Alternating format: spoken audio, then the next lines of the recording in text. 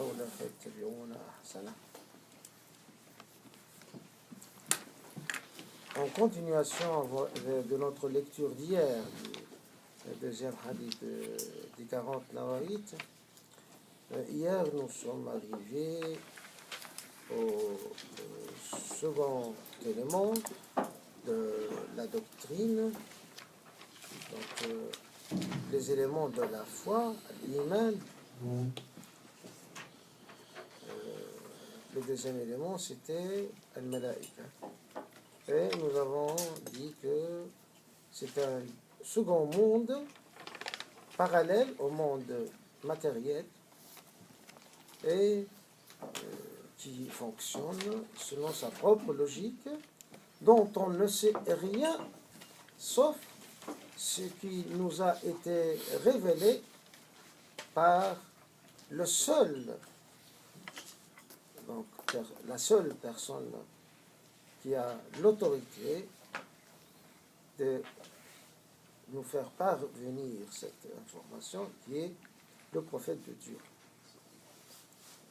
Mais aussi, avant de passer aux éléments qui suivent,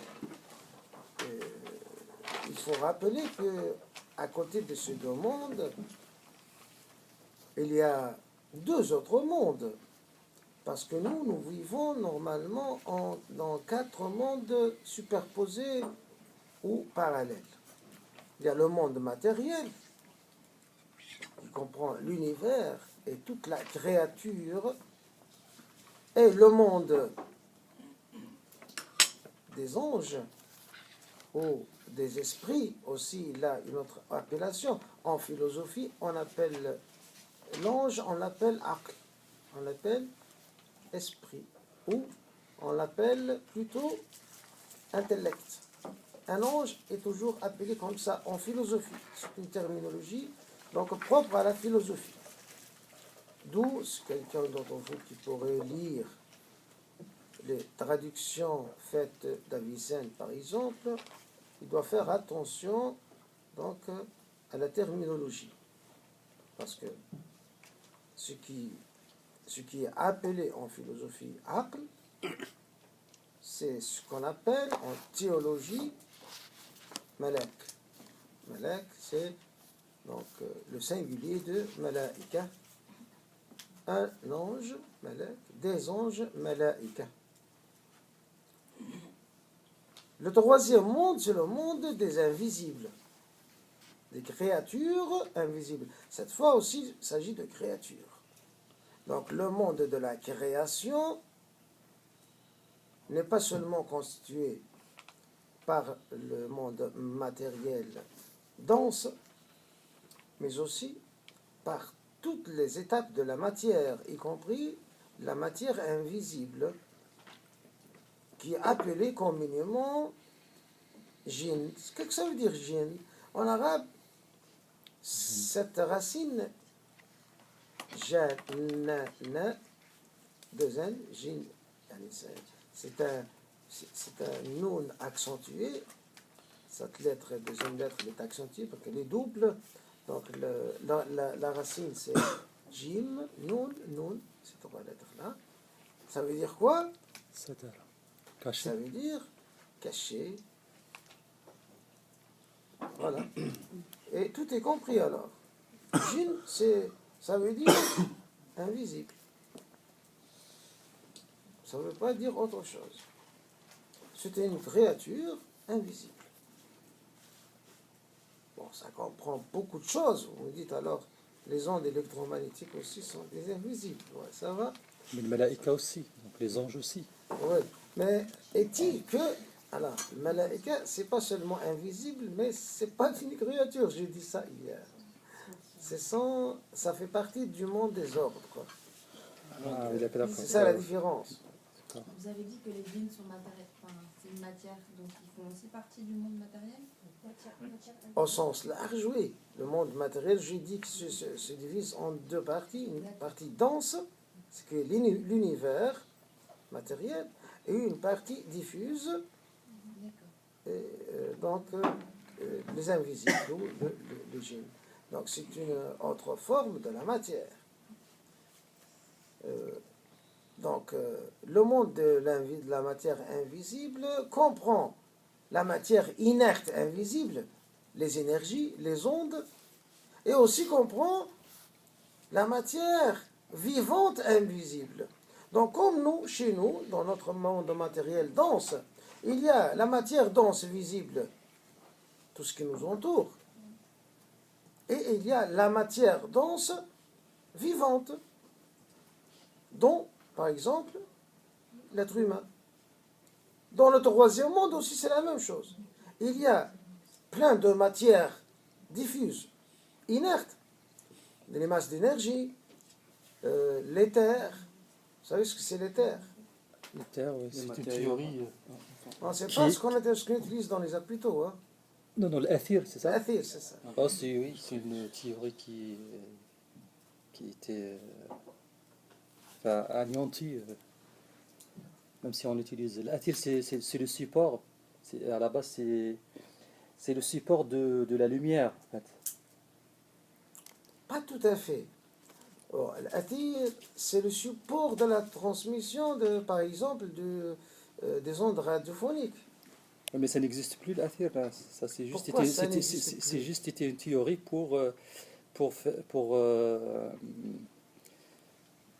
c'est une théorie qui était inventée pour expliquer l'aspect ondulatoire de la lumière en physique.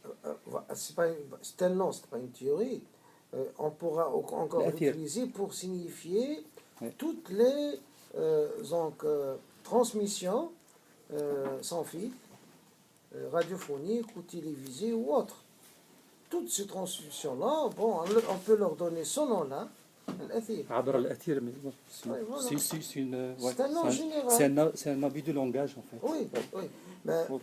il n'y a pas une matière qui s'appelle l'éther. Donc c'est un nom qu'on peut donner à plusieurs formes d'énergie. Parce que, bon, l'onde électromagnétique, c'est quoi? C'est une forme d'énergie. Oui. Une forme d'énergie. Donc toutes les formes d'énergie circulantes qui peuvent avoir une direction, on peut appeler ça éther. Mais de toute façon, il y a les masses d'énergie aussi.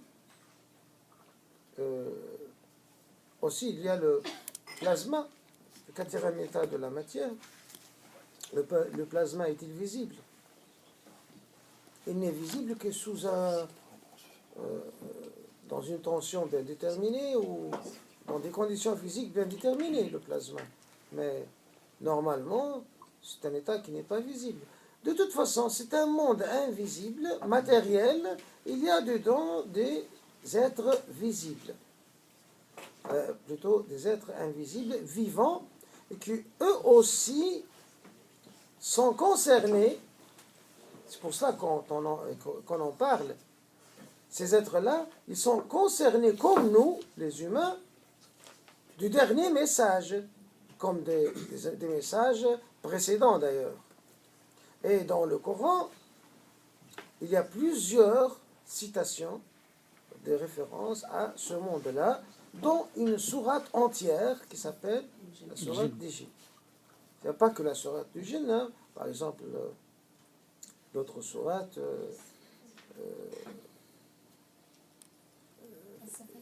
Araf, plusieurs fois on fait référence à ce phénomène-là. Donc, ce sont des êtres comme nous, il y a le bon, il y a le mauvais. Là. Mais je veux vous rassurer quand même que ce sont des êtres faibles,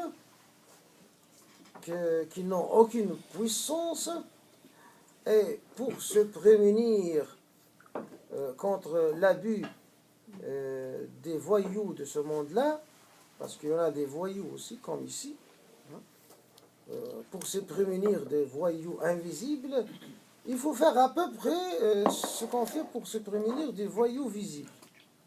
Donc il faut être toujours en état de pureté, il faut faire ses ablutions avant de sortir de la maison. Aussi, quand on est à la maison, il faut faire ses ablutions pour se prémunir contre les voyous invisibles.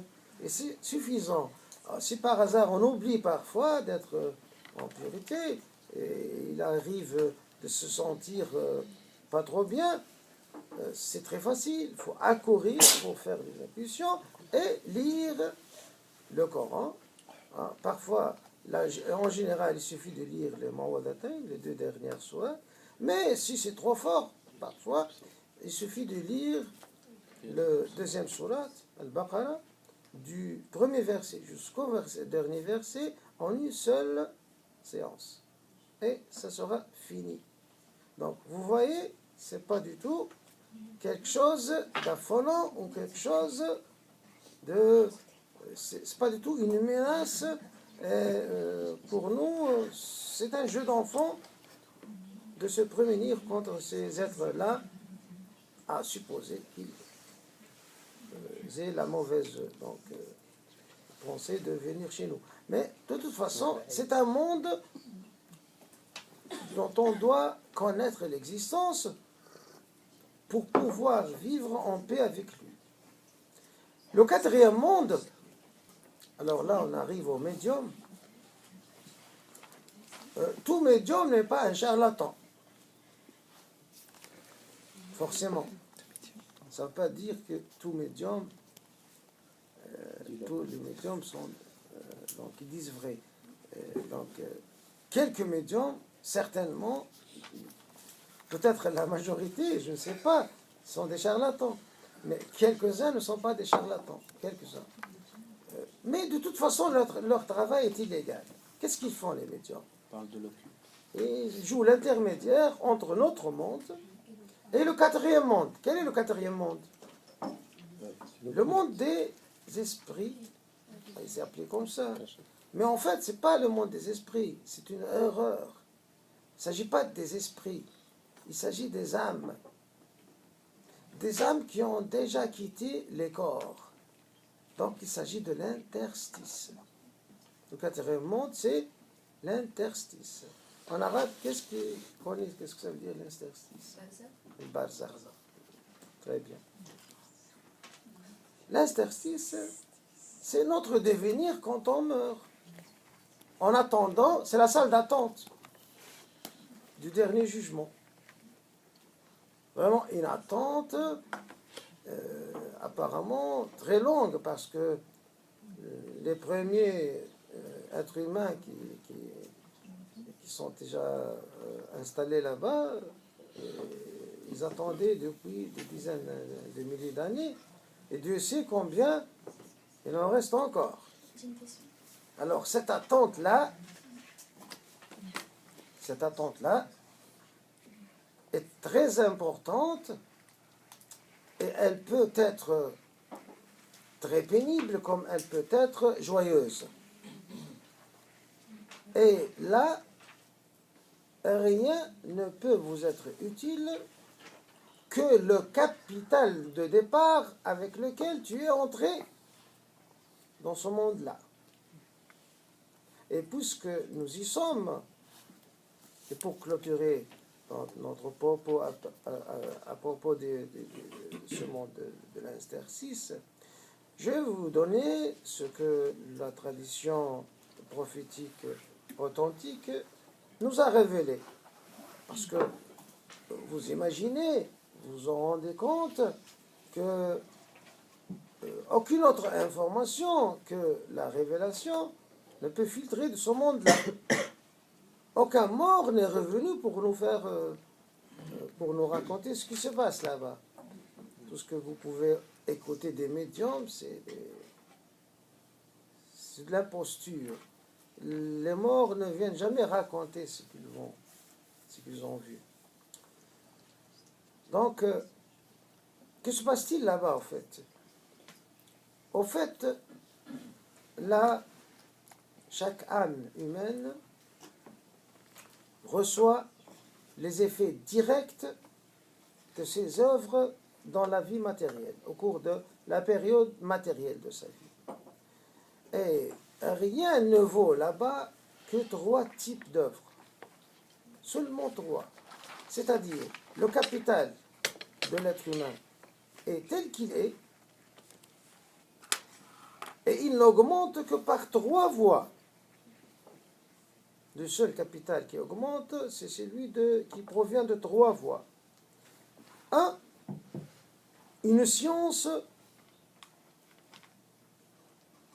donc utile qu'il a laissé, qu'il aurait laissé pour d'autres gens. Et tant que cette science est utile, une invention, un livre qu'on utilise, quelque chose que ce soit, qui soit utile pour l'humanité. Tant que l'humanité l'utilise, il aura sa part donc, dans la récompense. Et pour ça, on dit que c'est un capital qui augmente. Donc ça, c'est le premier capital qui augmente. Le deuxième capital qui augmente, c'est donc Les arbres qu'on a semés. les arts. Les arbres, les plantes. Sadaqa. C'est pas les plantes, mais c'est surtout Sadaqa al-Jari, c'est Sadaqa jariya. Sadaqa al-Jari, c'est-à-dire le waqf. Donc, C'est l'investissement. Une aumône c'est pas l'investissement. Le waqf, c'est pas l'investissement. durable. Sadaqa jariya. Donc, dans la littérature moderne, on traduit ça par les fondations. Quelqu'un qui fait une fondation, par exemple, caritative pour développer des médicaments pour certaines maladies, ou pour un orphelinat, pour les orphelins, ou par exemple pour financer les études des jeunes pauvres, ou pour faire un restaurant du cœur. Hein, tout ça. Donc les œuvres caritatives, durables, chaque fois que les humains en bénéficient, donc une part de la récompense divine donc s'ajoute au capital du défunt, donc de l'âme qui est dans son interstice. Le troisième capital, c'est un enfant. Mais quel enfant? Un enfant parfaitement valide, salih, qui n'arrête pas d'invoquer la miséricorde de Dieu pour son père ou sa mère. Alors un enfant qui ne se rappelle jamais de lire la Fatiha ou d'invoquer Dieu pour sa mère ou son père ne vaut rien. Un enfant qui s'occupe seulement de ses enfants, de ses propres enfants, ne se rappelle jamais de ses parents morts, cet enfant-là ne vaut rien. C'est pour cela que ce n'est pas le meilleur investissement. D'ailleurs, du moins, ce n'est pas l'investissement le plus sûr. Pour l'interstice, je dis. Bon. Pour autre chose, peut-être que c'est le meilleur investissement. Mais voilà les 3 voies d'augmenter son capital dans cette vie-là, où on a un statut conforme au capital qu'on a récolté dans sa vie. Si dans sa vie on était un bon, on était un bienfaisant, donc on aura une bonne place. Si on était un méchant et un malfaiteur, on aura une place infernale. Donc l'interstice, c'est là où on fait la première récolte. Et c'est un monde qui est parallèle au nôtre. Ce n'est pas un monde qui va venir après. Non, il existe maintenant parce qu'il y a des gens qui sont morts déjà depuis des millénaires. Et bien sûr, ce n'est pas un monde matériel. Ça ne va pas prendre un volume. Il ne faut pas chercher où ça se trouve. Ce n'est pas dans les cimetières non plus. Il ne faut pas imaginer que c'est un monde qui est au cimetière. Non, c'est ridicule. Le cimetière, c'est... Bon, aujourd'hui, on enterre quelqu'un. Après 10 ans, dans la même place, on peut enterrer quelqu'un d'autre. Donc, ça n'a rien à voir. C'est un lieu où il y a la désintégration des corps, ni plus ni moins. Et si on est appelé à aller là-bas pour lire la Fatiha pour les pour les ancêtres, c'est pas parce ils sont toujours là, parce qu'ils y sont toujours, non, mais parce que c'est le lieu de l'adieu. Comme si on est, pour se rappeler de quelqu'un qui est parti en voyage, parfois on va au dernier lieu où on a fait son adieu, par exemple. C'est symbolique. On peut lire la Fatiha chez soi. Cheikh, comment comprendre le hadith Al-Qabr imma rawda min riyad al-Jannah ou hufratun min hufar al-nar? Et si le hadith est authentique, bien sûr. Bien sûr, c'est ce que je viens de dire. Traduire peut-être le hadith. Al-Qabr rawdatun min riyad al-Jannah ou hufratun min hufar al-nar. Le tombeau, voilà. Si je traduis par Al-Qabr par le tombeau, ça peut être donc mystificateur. Pourquoi? Parce que Al-Qabr en arabe, je viens de dire ça, c'est un nom qui vient directement de la racine Qabara. Qabara, ça veut dire couvrir, mais pas seulement couvrir, cacher en profondeur. C'est-à-dire, c'est pas n'importe quelle couverture et c'est pas n'importe quelle cachette. C'est donc une cachette définitive. On dit qabara sir, c'est-à-dire enfouir, voilà. Enfouir. Enfouir un truc, c'est qabara. Donc, si on veut traduire précisément le mot, c'est pas le tombeau, c'est l'enfouissement. Ça pourrait être bizarre. Enfouissement, je ne sais pas si ça existe d'ailleurs dans les dictionnaires de la langue française. Qu'est-ce que ça veut dire, enfouissement? Je l'ai déduit moi-même étymologiquement du verbe enfouir.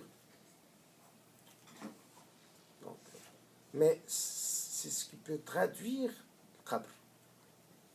Donc, tu vois déjà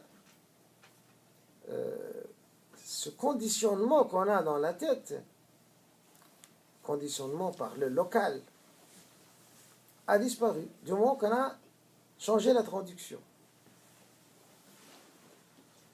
L'enfouissement. Alors, une fois enfoui dans la terre, c'est bien l'œuvre de l'homme qui décide où son âme va s'installer. Est-ce qu'elle va s'installer dans un coin du paradis ou dans un coin de l'enfer? C'est une conséquence directe. Et là, il n'y a pas d'intercession, shafa'a. Et dans un hadith, il a dit, moi je ne crains pour ma communauté que l'interstice. Parce qu'à ce moment-là, je ne peux pas intervenir pour faire l'intercession. Mais le jour de l'au-delà, le jour du grand jugement, nous avons tous, pour notre amour du maître des créatures, sallallahu alayhi wa sallam, nous avons toujours l'espoir d'avoir accès à son intercession pour qu'on soit pardonné. Mais alors, savez-vous combien on va attendre, ou bien dans un coin du paradis, ou bien dans un coin de l'enfer? Alors les pauvres gens qui sont morts depuis 10 000 ans, par exemple, ils sont toujours là. Les malfaiteurs d'il y a 10 000 ans, ils sont toujours là. Pour 30 ans, ou 40 ans, ou 100 ans de vie, il a fait assez de mal pour gâcher des dizaines de milliers d'années de vie d'interstice. Comme si un voyageur dépense tout ce qu'il a dans la poche dans un avion pour acheter des trucs dont il n'a pas besoin. Une fois descendu de l'avion, il ne trouve même pas l'argent d'un taxi pour aller rejoindre la ville. Il aura à parcourir toute la distance à pied.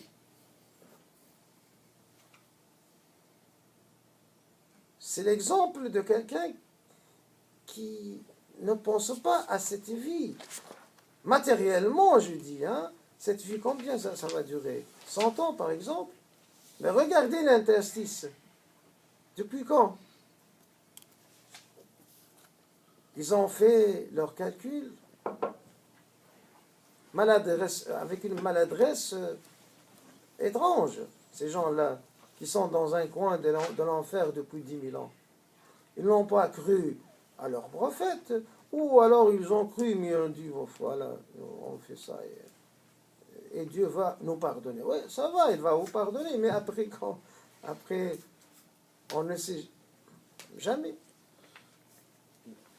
On ne sait pas quand on va être pardonné. Donc, si on a une vision correcte de cette vie-là, c'est la partie fondamentale de la théologie spéciale. C'est l'objectif de la théologie spéciale, c'est d'avoir une conception réelle de la vie. En comparaison avec ce qu'attend chacun d'entre nous à chaque instant de sa vie. Personne ne peut garantir qu'il va vivre encore 1 heure. Alors, que va être notre devenir? Y a-t-il quelqu'un qui peut me garantir qu'il sera là demain, par exemple? Personne. Bien sûr, j'espère pour vous tous une longue vie. Mais jamais je pourrai garantir même 1 heure, même pas 1 minute, ni pour moi, ni pour vous. Alors, il faut faire de telle sorte que, si on part de cette vie, on a une bonne place dans la vie prochaine, qui est l'interstice. Et ne pas tabler sur l'intercession du prophète. On l'aime bien et on croit bien en son intercession, mais on doit attendre terriblement. Terriblement. Parfois, 1 jour de chaleur est insupportable pour nous. Alors, que dire de 10 000 ans de chaleur? C'est terrible. Mais après, la notion du temps, elle est relative. Entre le temps qu'on vit nous et le temps que vivent ces hommes dans cet exercice. Bien sûr. peut s'élargir comme il peut. Pour eux, il n'y a pas de jour et nuit. Le jour et la nuit, c'est un résultat des mouvements des astres. Donc, pour eux, il s'agit d'une attente. Une attente qui peut être ou bien confortable, ou bien désastreuse, lamentable. Croyez-moi, c'est pas du tout drôle, parfois. Mais il faut agir de telle sorte que cette attente-là soit confortable. Cher, juste une petite clarification par rapport à 2 hadiths. Celui avec le chien et de la fille qui écoutait derrière les portes et dont ils sont mentionnés dans les tombeaux. Donc quand le prophète sallallahu alayhi wa sallam il passait à côté d'un tombeau et il disait là j'entends une femme, bon je ne me souviens plus exactement du hadith, mais il faisait référence à une femme qui souffrait dans le tombeau à cause de colportage qu'elle faisait durant sa vie. Et d'un autre hadith qui était posé à côté d'un tombeau où il y avait un chien qui était à côté d'un tombeau et où l'on dit que les chiens ils entendent la souffrance de leur maître après leur mort. J'aimerais juste quelques clarifications et précisions là-dessus, si c'est possible. Dans ce genre de hadith, parce qu'il ne s'agit pas d'un seul, Oui, il y en il a. s'agit de plusieurs. Oui. Donc il y a deux lieux de clarification. Le premier, c'est la discussion de la chaîne de transmission. La plupart de ce genre de hadiths-là sont vulnérables sur ce plan-là, donc on ne peut pas se fier. Et les quelques-uns qui ne sont pas ainsi, qui ont des chaînes de transmission solides et fiables, peuvent être interprétés et doivent l'être selon le contexte coranique général et pas autrement. Donc, en appliquant ceci, pour celui que vous avez cité, le prophète, paix sur lui, de par sa prophétie, a cette aptitude que nous, les humains, nous n'avons pas. A cette aptitude d'avoir un accès au monde de l'interstice. Moi, je vous dis que pas tous les médiums sont des charlatans. Pourquoi? Parce que je sais que quelques-uns, avec les efforts qu'ils auraient faits pour se dématérialiser, ils ont acquis cette force de pouvoir avoir accès à quelques petits éléments du monde des interstices, de l'interstice. Mais pas tout. Trop peu pour qu'ils peuvent nous être utiles. Alors que le prophète, lui, il maîtrise la situation complètement, parfaitement. Il sait, mais il ne le dit pas. Il sait même, chaque personne, quand elle meurt, où est sa place. Parce que lui, et là, c'est l'un des prérogatives du prophète. Un prophète, en arabe, ça veut dire nabi. Et là, donc, on enchaîne avec l'élément d'après, hein, parce que juste après, dans le hadith, il y a al-kutub. On va y revenir.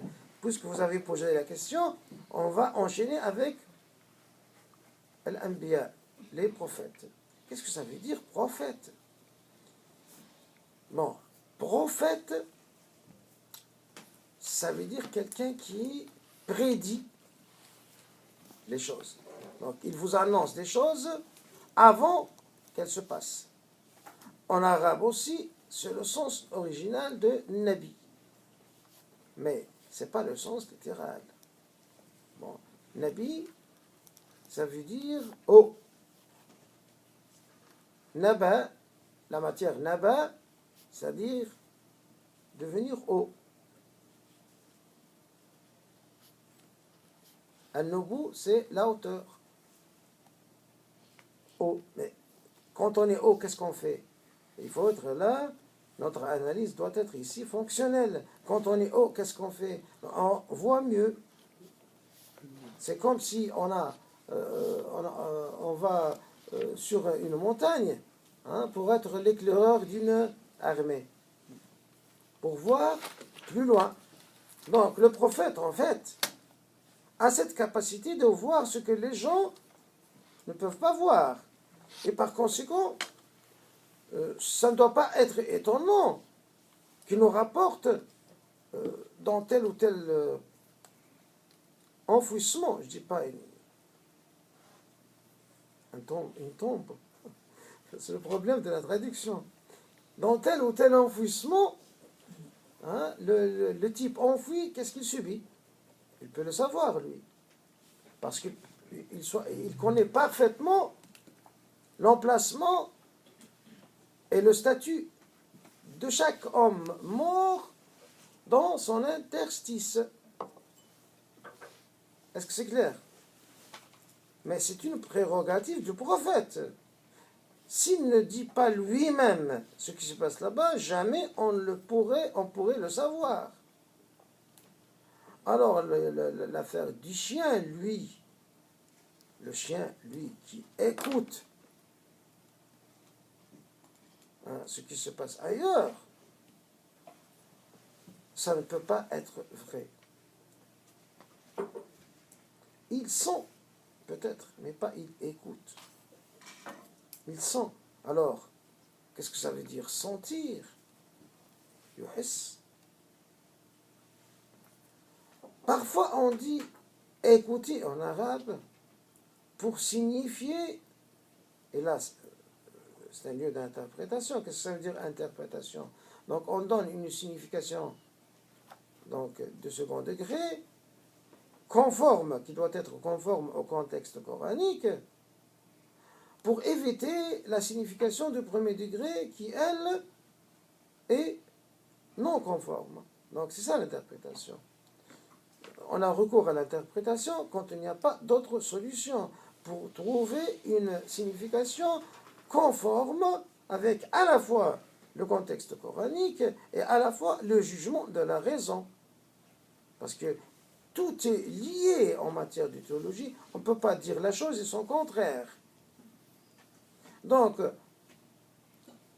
le chien qui sent ce que son maître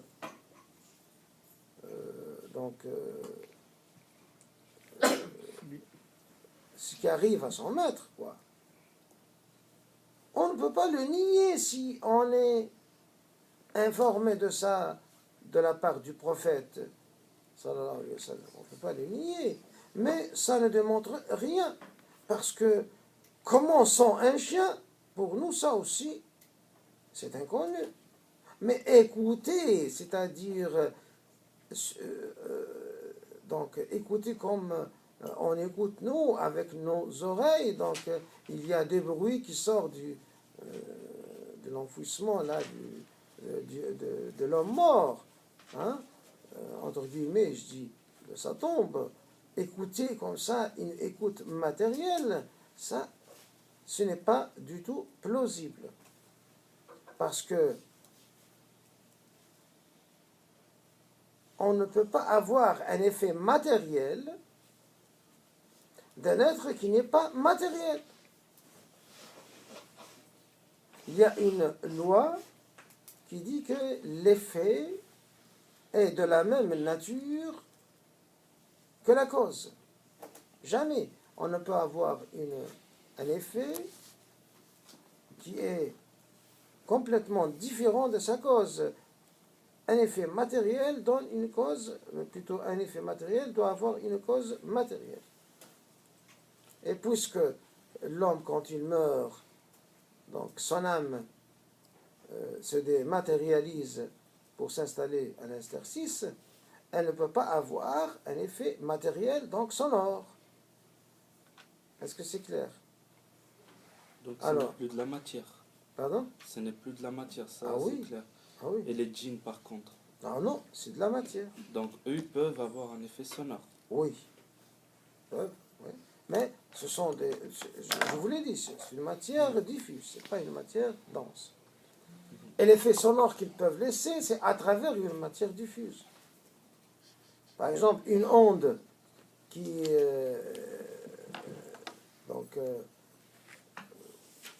normalement, vous n'écoutez pas une onde, vous. Mais elle peut laisser un effet sonore quand elle se combine avec une matière dense. Je ne sais pas par quel phénomène, mais il suffit de voir les ondes électromagnétiques qui, par la suite, en passant par un système électronique, ils se reconvertissent donc, en des ondes sonores qui laissent donc des effets matériels. Donc, dans tous les cas, elle a besoin, cette onde-là, elle a besoin d'un intermédiaire qui est, lui, matériel. Dans le cas du chien, donc, il s'agit d'un effet matériel si on interprète l'écoute par l'écoute donc conventionnelle. C'est pour cela que je préfère, ce qui donc, est obligatoire en fait, de comprendre ça en étant un sentiment qui n'est pas matériel. Il peut le sentir. D'ailleurs, il peut sentir le chien un tremblement de terre avant 3 ou 4 jours. Ça, c'est un don de Dieu. C'est instinctif. Oui, C'est instinctif. c'est Ça quoi? fait partie de l'instinct de l'animal. Instinctif. Je ne sais pas. Hein, parce que vous allez me dire instinctif. Pourquoi les chiens seulement Il y a les oiseaux. certains des volailles aussi, pas tous. Peut-être. Mais l'instinct, nous, on a une définition très grossière de l'instinct. On dit que c'est un équilibre entre les 3 forces, parce qu'il n'en a pas la 4e. Et il y a autre chose que ces 3 forces-là, des sens qui dépassent nos sens. Par exemple, le spectre donc de l'écoute du chien est plus large que celui des humains, par exemple. Il écoute un spectre beaucoup plus large d'ondes que les humains, par exemple. Mais c'est un sujet qu'il faut traiter en scientifique. Je ne prétends pas être spécialiste en la matière, donc je ne peux pas vous répondre d'une façon scientifique.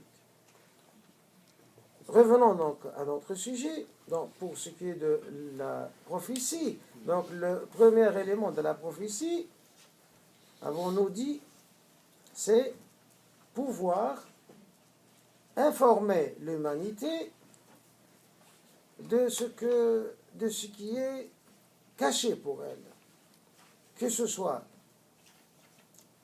dans l'avenir, que ce soit dans les mondes parallèles, comme celui de l'interstice.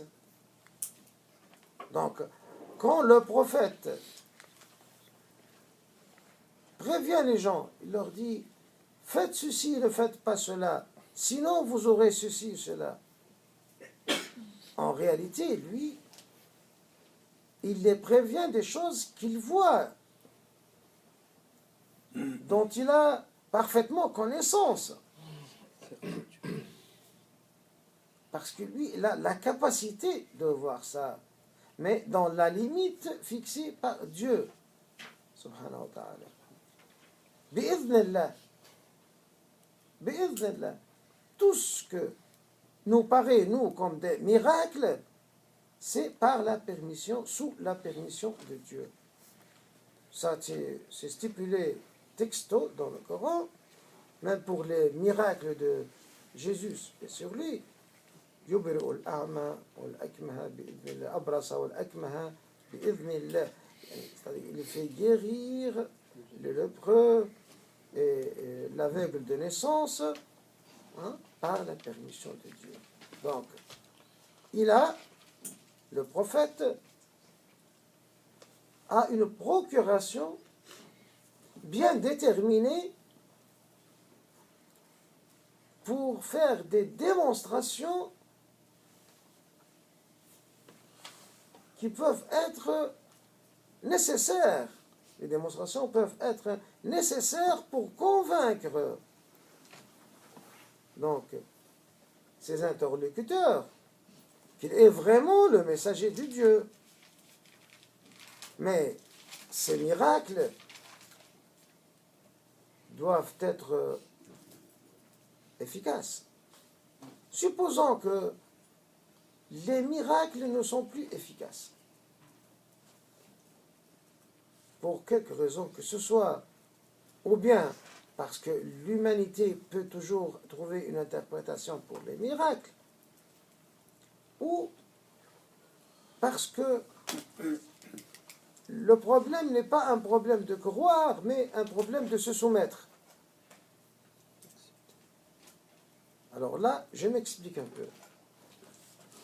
Un prophète, normalement, il a 2 types d'interlocuteurs. Les interlocuteurs ignorants et les interlocuteurs savants, mais mécréants. Un mécréant, Ce n'est pas quelqu'un qui ignore, mais qu'il refuse d'accepter. Il refuse de se plier à quelque chose qu'il croit en lui-même qu'elle est vraie. Donc c'est de la mauvaise foi. Oui, oui, C'est pour ça qu'on ne peut pas dire à quelqu'un qui ne connaît pas le message de l'islam que c'est un mécréant, non, par définition. non.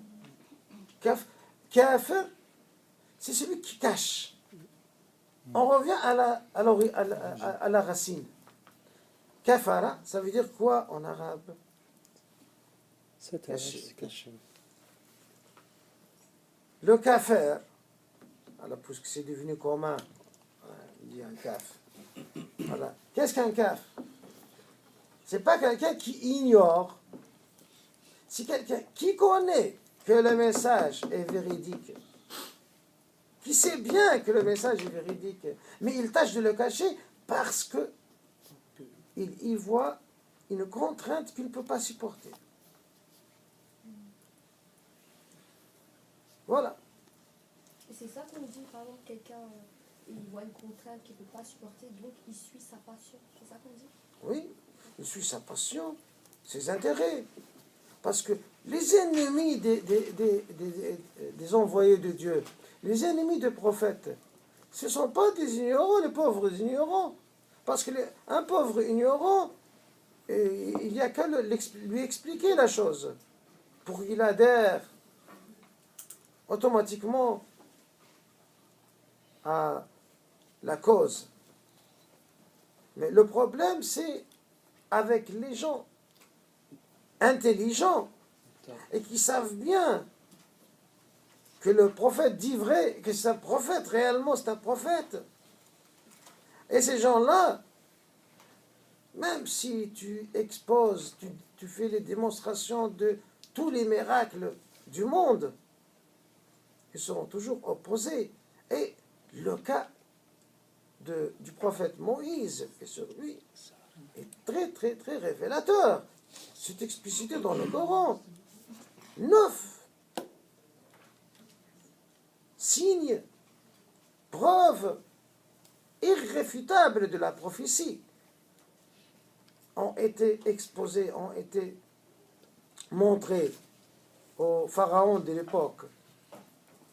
Mais lui, il s'entête à dire, c'est moi le Dieu. Je vous l'ai expliqué hier, pourquoi il se dit Dieu, il s'autoproclame Dieu, pour ne pas laisser l'occasion au gardien du temple de le dépasser. En vous, vous gardez vos dieux, mais moi, toujours, je suis un Dieu. Donc, voilà. Le jeu s'en fait. Ouais. Il reste 2 minutes. 2 minutes, d'accord. Donc, les ennemis de prophètes réels, les ennemis réels, ce ne sont pas les gens ignorants. L'affaire des ignorants est vite faite, il suffit de leur parler. Et c'était toujours les gens les plus sincères qui s'alignent du côté des prophètes et deviennent leurs apôtres. Mais le problème, c'est les gens qui ont des intérêts à perdre et qui suivent leur passion et qui, de toute façon, ils ne vont jamais avouer qu'ils ont cru, bien qu'ils aient cru. Réellement, ils croient. Ils savent bien que le prophète est un prophète. Ça explique, et je clôture avec ça, ça explique que tous les prophètes de Dieu, jusqu'à notre prophète, sallallahu alayhi wa sallam, avaient des miracles manifestes. Donc,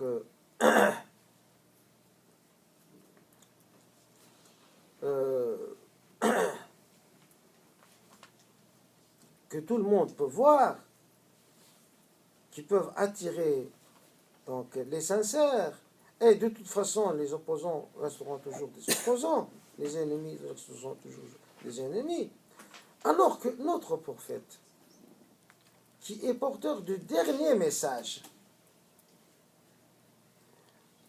qu'est-ce que ça va valoir des miracles comme celle de Jésus, que nous, par exemple, on ne va pas les voir. On peut facilement dire, c'est pas vrai. C'est pas vrai. Qui a dit? C'est pas vrai. Facilement, on peut semer les doutes. Alors, pour que ce message soit universel, soit le dernier, et pour que le prophète, parce que le prophète Mohammed sallallahu alayhi wa sallam est le sceau des prophètes, c'est le dernier, hein, donc il ne faut pas qu'il compte sur des miracles traditionnels, entre guillemets, tels que ceux des autres prophètes, parce que c'était des miracles instantanés, à durée limitée, Dans un espace limité. à usage unique. Il faut un miracle, non pas miracle à usage unique, mais à usage éternel. Et c'est le Coran, c'est le Saint Coran.